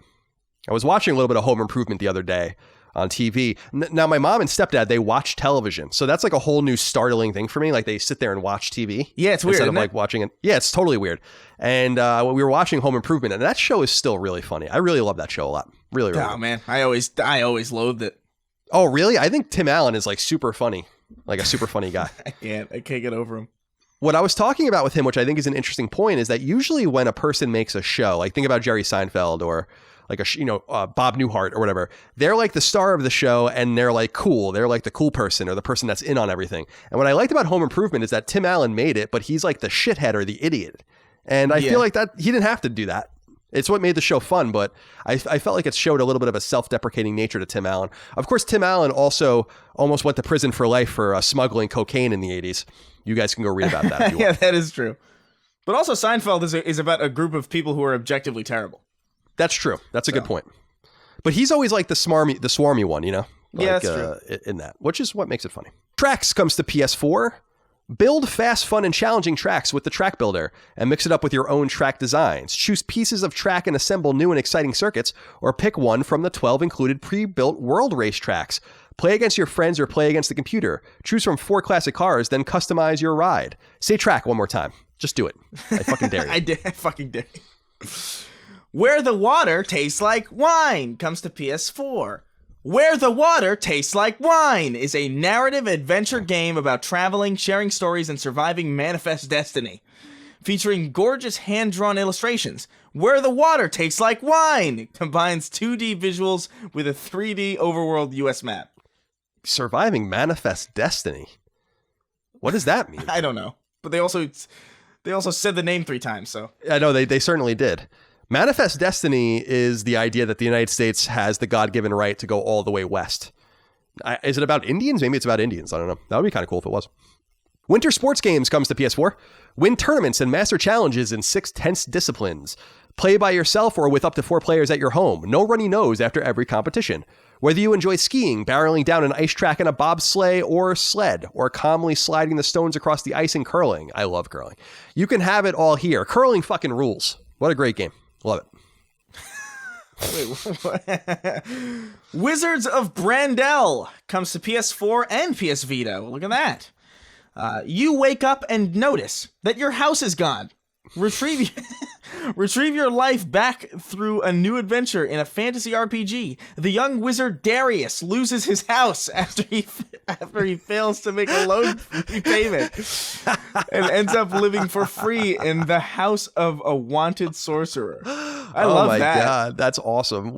He fails to make a loan repayment. It's the 2008 Recession, the video game on PlayStation Vita. In like a fantasy universe. Now, Chris, we usually end with 6 questions, comments, concerns, thoughts, and ideas, but I've actually put 10 in here because we didn't have a lot of news. Whoa. So I figured that I would change it up a little bit. This is not what tradition typically dictates, but sometimes we have to snap tradition's neck. Oh, yeah. It's a little violent. All right. Cole Hink wrote into us. Said, hey, CNC. I've been waiting a while to write in because of school, but my comment is very necessary to all gamers. I'll be the judge of that, Cole, and Chris will be the judge of that. All right. Game sharing is changing from how it used to be. I used to get PS1 and PS2 games through trades with my friends. If things go digital, that's not going away. It requires trust and great friendship. But my best friends and I exchange account information to play games they have on their accounts. We have a friend struggling financially, and we let him play games on all our accounts. If you're a trophy hunter like me, 149 platinums, no big drama. Oh, shut up, Cole. Then we just communicate what games they can play before they start them. They are allowed to play on my account anytime I'm at school or work, so it doesn't interfere with my game time. I'm curious if you see this as game sharing or if it's a temporary solution to games becoming digital. Thanks for keeping me sane this semester. That's very complicated. What do you think of Cole's solution with his friends? This stresses me out. Just the thought of this. Just the thought of organizing any of this. Like, this is why I form no relationships with anyone. Right. To avoid things like this. I feel like, first of all, Cole, I don't know if this is true or not. I'm not going to tell on you, so you don't have to worry about me. But I feel like if you do that enough, they're going to become privy to this and they might ban you from PSN. I don't know if that's possible. I don't know if they actually do that, but I feel like that might be a possibility. You might want to be a little safer with that. Yeah. Because basically the way the rules work on PS4, PS3 used to be much more flexible, but on PS4, you only are allowed to be on one console as your primary console. Anyone that uses that console can play your game. So if Chris is logged into my console, he can play anything I've downloaded as long as he's logged in as him and that it's my primary console. If you guys are trading accounts like this, I imagine it's quite complicated. And I don't know, you'd have to Google about it, but that's what came to mind when I put this down, Chris, rather, is Sony like paying attention to this stuff? See, that's why I would be paranoid in doing it. Yeah. you have 149 platinums. You wanted to swing that big dick around, didn't you, Cole? You wanted to tell us that you had 149 platinum trophies. That's the only thing. It's the only thing that Colin has taken away from this. He's so focused. But what if you lost your account because you were now? I like that you're taking care of your friend that's financially struggling, and I think that's really nice. That's really sweet. And I was talking recently about how I should buy more Blu-ray games so I can share them with my nephews who are poor because they're kids and they don't have jobs. So I don't know. I mean, it's a different era now. It's a different era. You got to be careful with what you're doing out there. But I appreciate that you guys are at least trying. Let me know how that works out for you. And I hope your financially struggling friend, by the way, finds his way through this world. Witty Waltman comes in. Again, I will be the judge of that. He says, non-alliteration Colin and Chris, you ever put down a game only to give it a second chance and really enjoy it later on? My example would be The Witcher 3. It was my first entry in the series, and I was a bit intimidated at first. I revisited it a month or so after release and fell in love. Thanks for the great podcasts. Chris, do you have any games like that where you played it, you didn't like it, and then you went back and enjoyed it? Oh, yeah. I think Metal Gear Solid 1 was one for me. Because like when I played it for the first time, I was like super young, and I was like, this plays like shit. And I just didn't want to touch it ever. Right. Because I was like, Crash plays like everything about Crash and Spyro and everything else that I was playing at the time was just so much more straightforward and digestible. So I was like, I don't know if I like this Metal Gear stuff. But I think I played it, 5 years later when I had a lot of downtime, and I was like, oh, this is cool. And it's sometimes that's why I feel weird about like whenever there's a game that I can tell is good that I just know that I'm not in the right headspace or time to like it. Right. The Witcher 3 is going to be that game for me for the next forever probably. I don't think I'm ever going to like The Witcher 3. Even though I know that it's a good game.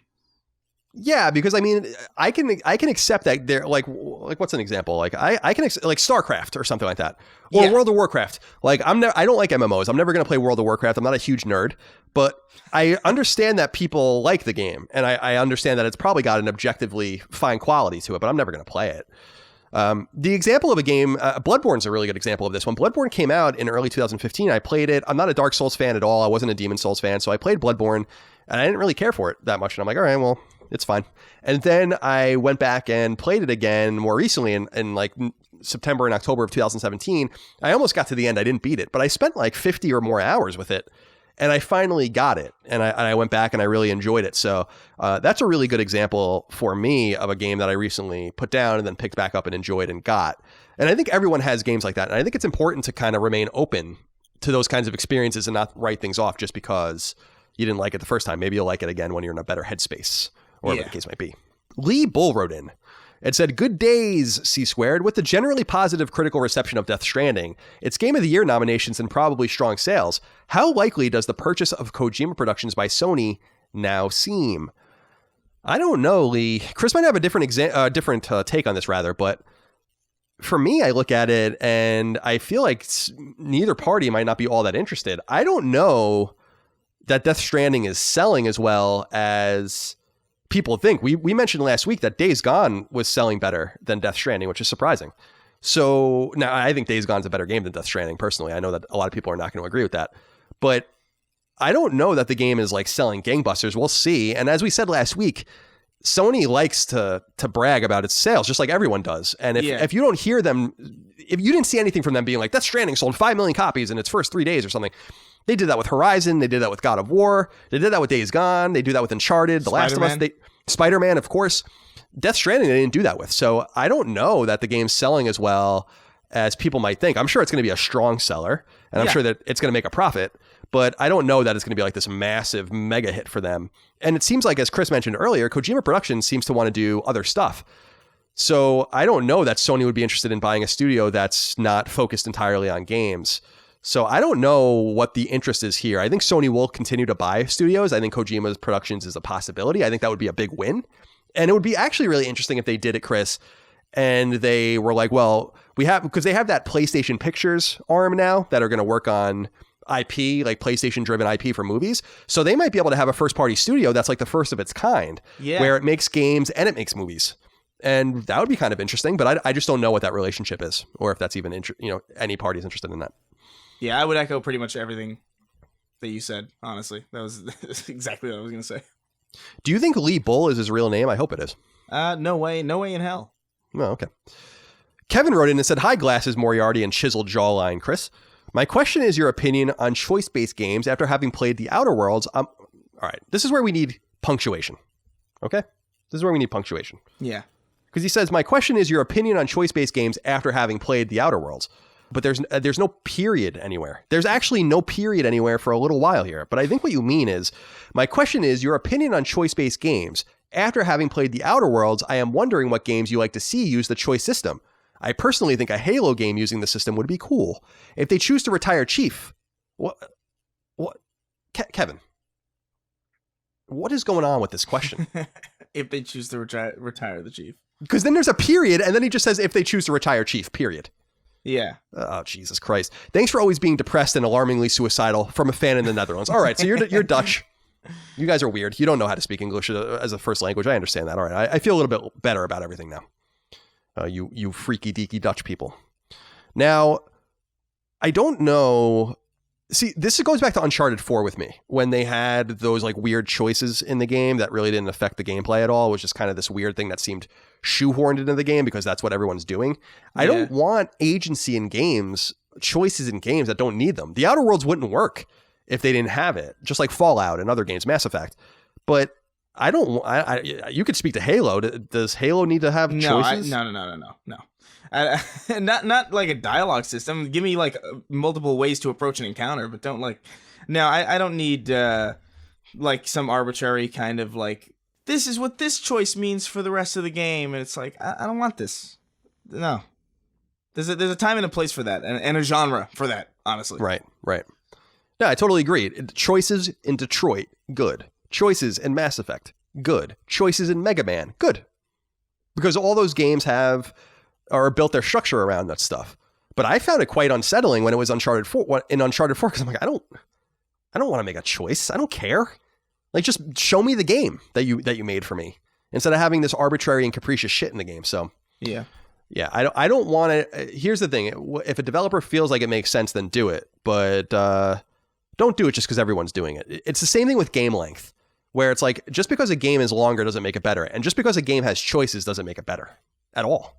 Yeah. So keep that in mind. Corey Adams wrote into us. Said, "Hey, CNC, have either of you recently used PS4 Remote Play with the recent iOS and Android update?" Dog's barking. Shit, yeah. Hold on. No, I don't mind. Let's listen to it. Let's listen to it. Oh my God. What does he want? I think somebody rang our doorbell. Oh, it's a delivery man. Oh, it's a delivery man. It's gonna be Norman Reedus. Did you see the Mega 64 skit, by the way, that they did? No, I meant to watch it, but like I got distracted. Those guys are funny. I like those guys. Yeah, they're great. All right, let's start again. Corey Adams wrote in and said, "Hey, CNC, have either of you recently used PS4 Remote Play with the recent iOS and Android update, which allows PS4 controllers to connect directly to your phone? Revolutionary. I initially purchased my Vita for this feature, but never found it reliable, and quite honestly, it felt broken most of the time. Not to mention adopting L2, R2 triggers to the rear touchpad, just awful. As a frequent traveler for work, I love the idea of just bringing my PS4 controller and I'm able to experience full console games on my phone without clunky on-screen touch controls, much like Stadia was promoting. Would love to hear your thoughts. Thanks for all the high-quality content and abundant entertainment, and keep fucking that chicken. Cheers." Thank you, Corey, for writing in. We appreciate you. I do take a little bit of umbrage with what you said about the Vita. Not even joking. I always thought the Remote Play on Vita worked great. I do agree that the L2, R2 thing was not good, but it always worked for me. Fine. Yeah. But I didn't try this Remote Play thing yet with iOS, mostly because I don't believe that if I were, like, I'm in Virginia, if I have my PS4 Pro with me, but if I left it in LA, I just don't believe that if I like connected it to my phone and played with a controller, that it would be very good. I just don't believe it. Yeah. Maybe I have to see it to believe it. But have you tried any of these Remote Play options? No, I haven't tried them yet. I just don't. I'm never in the mood to play like a console quality game when I'm not in front of my console.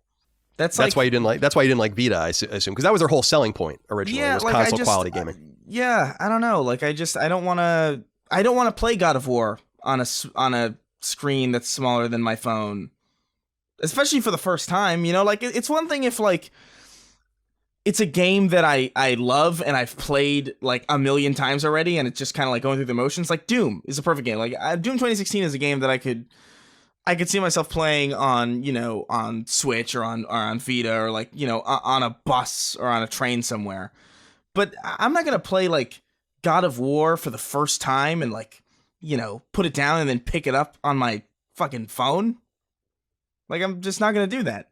Yeah, I'm not going to do that either. I mean, I'm glad it works. It seems like it does work. I mean, it sounds like it works. And I mean, it's cool. Yeah, it's a cool option. Yeah, I might, like, if I could connect to the internet and I could do like Destiny, I might like grind some Destiny stuff out while I'm on a train, but like I don't even think that works because you need to connect to the internet and you need Wi-Fi to do that, and you don't always have Wi-Fi. So it's like I don't even really think it solves the main problem.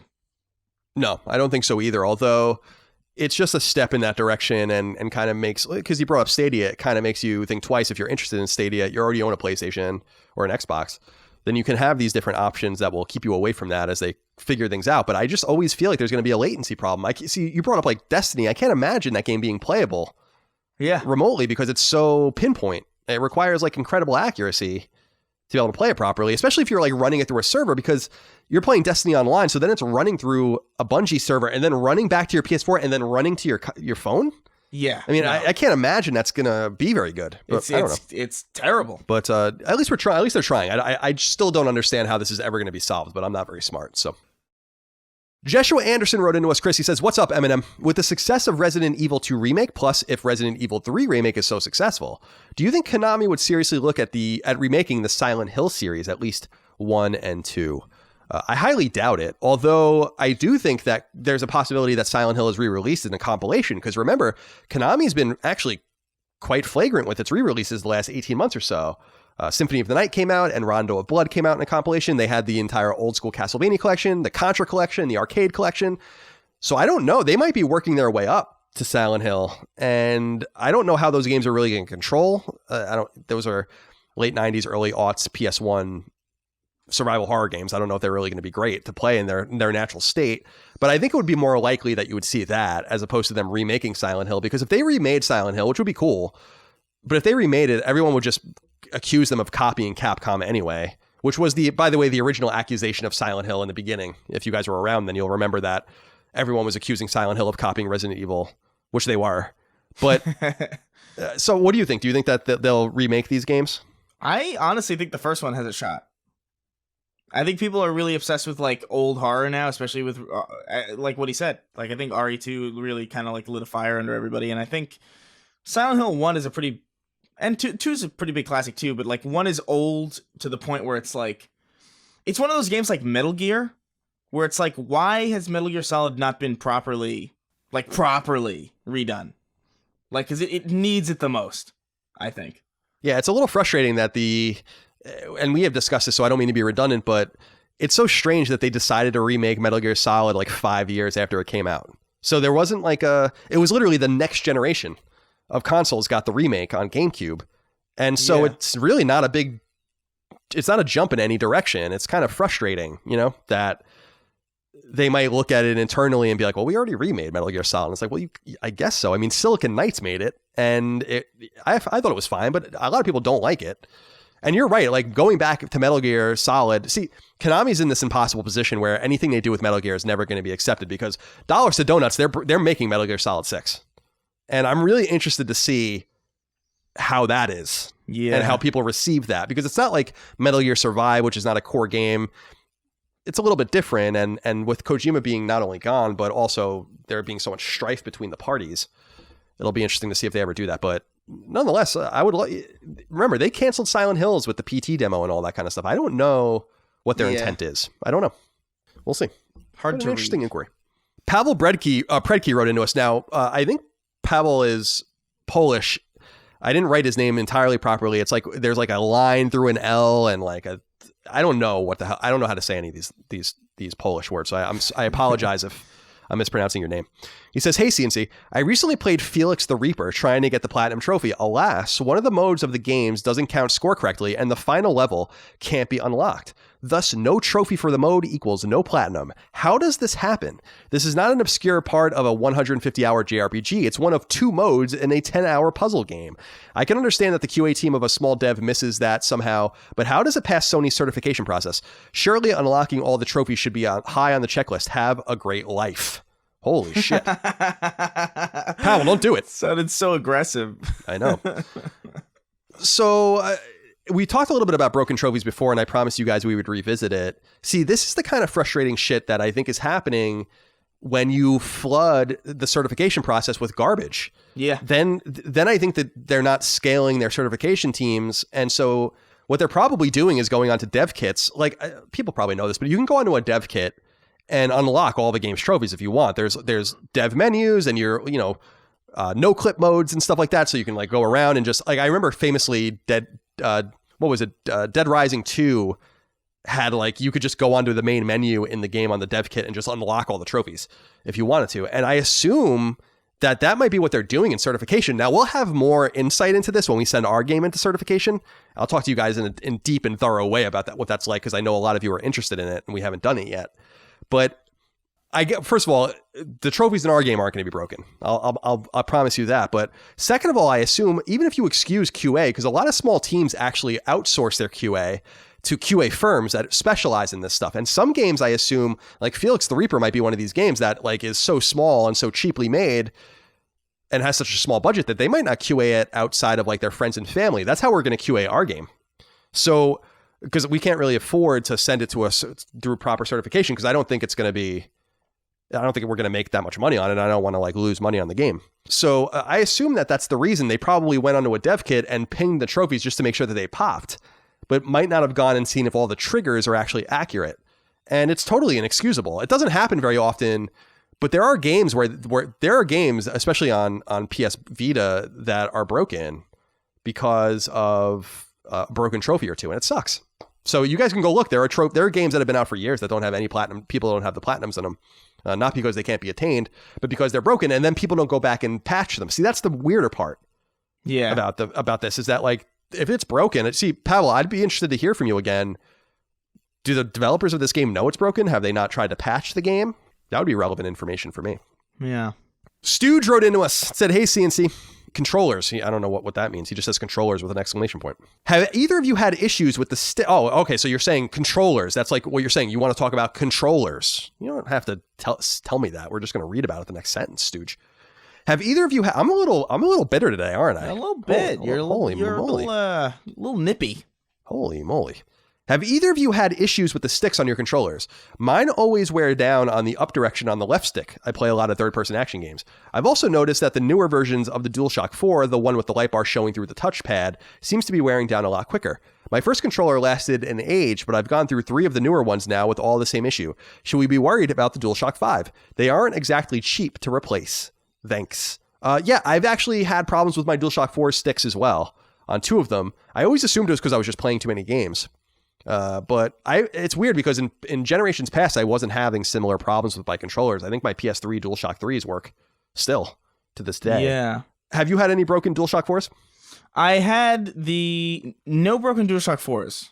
They've worked fine so far. There was one issue where I did have an issue with the left stick.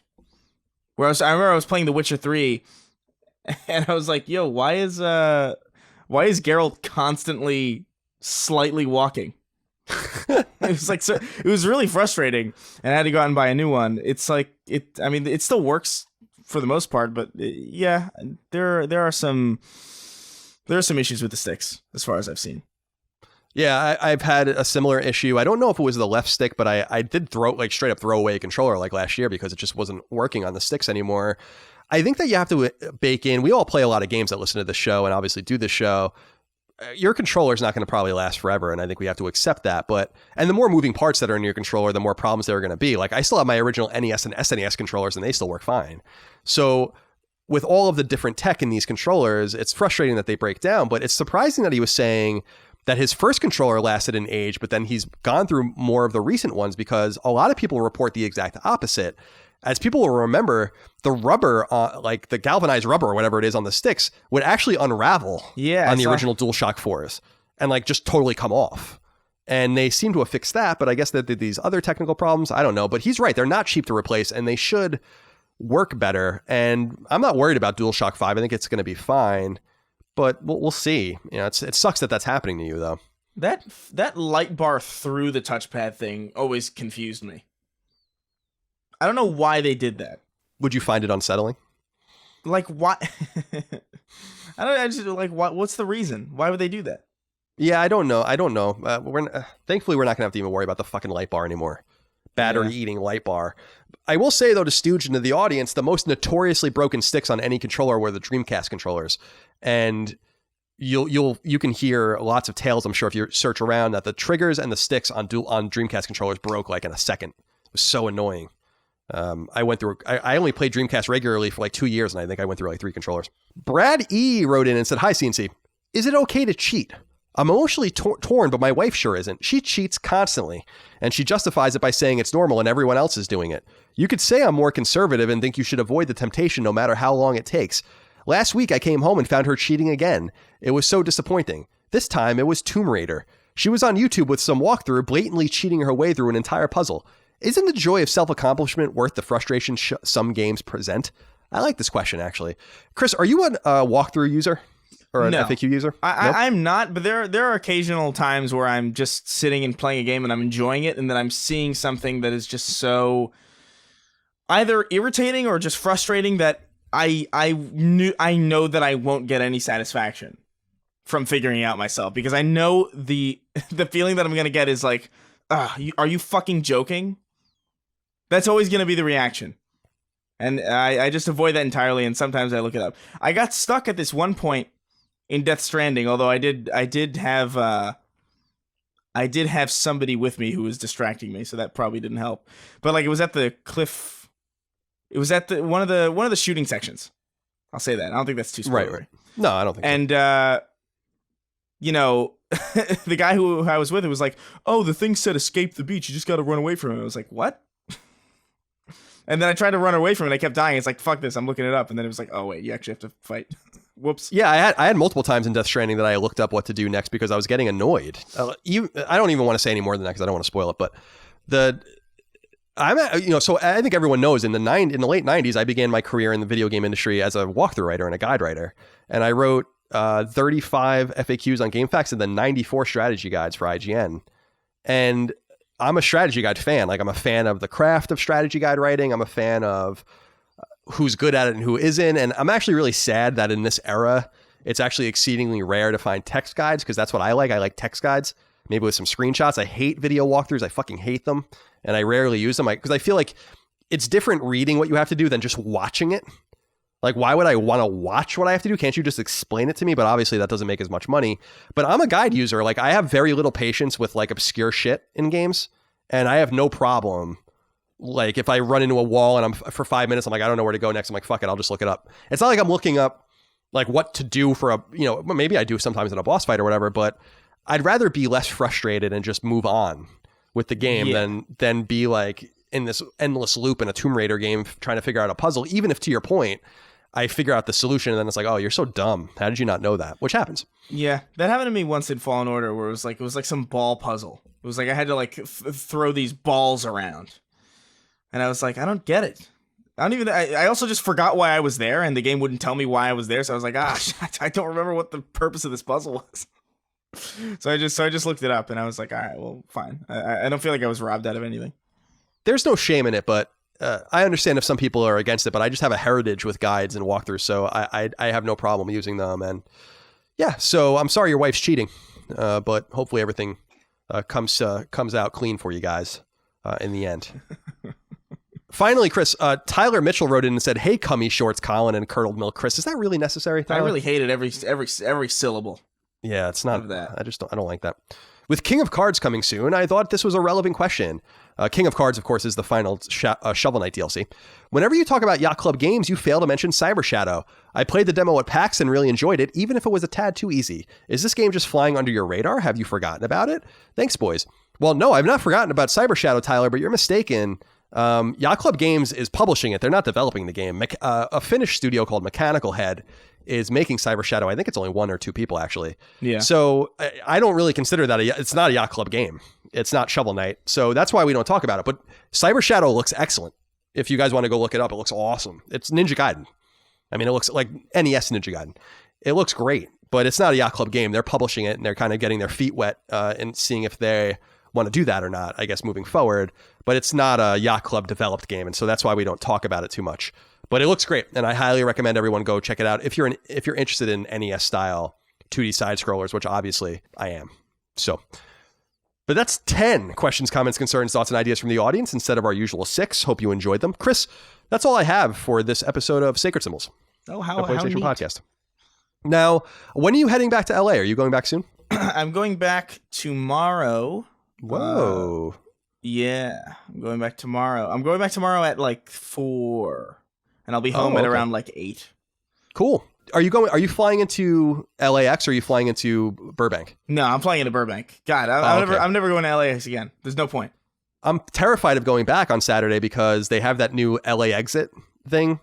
That's like where you have to take the bus to the Uber thing, and it's apparently a nightmare. So I'm like really dreading it. Yeah, no. Good luck with that. Oh yeah, I was actually reading the Twitter hashtag about it just to really psych myself up, and not a good idea because everyone hates it. So I'll let you guys know how it all goes. But I hope you enjoyed this episode of Sacred Symbols, a PlayStation podcast. Sorry for the lack of news. We don't manufacture the news. We just relay it. So, but we hope you enjoyed the episode. Thank you so much for supporting us. Remember to go to patreon.com/ColinsLastStand for early ad-free access to our show, the ability to submit your questions, comments, concerns, thoughts, and ideas, and access to Sacred Symbols Plus, the weekly supplement to PlayStation Podcast, only available to patrons. And the most recent one was Death Stranding. We'll do a mailbag later in the week and have that up for you on Friday as always.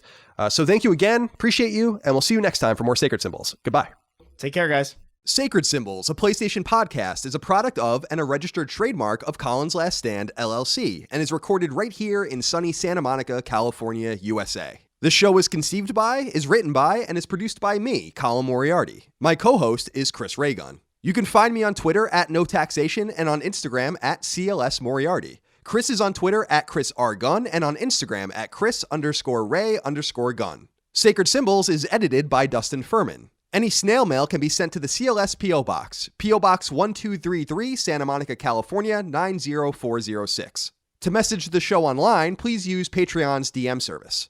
As you know, all of Colin's Last Stand shows, including Sacred Symbols, are fan-funded on Patreon at patreon.com/ColinsLastStand. The following names are at the producer level or higher on Patreon, and we are eternally grateful for your kindness, generosity, and fandom.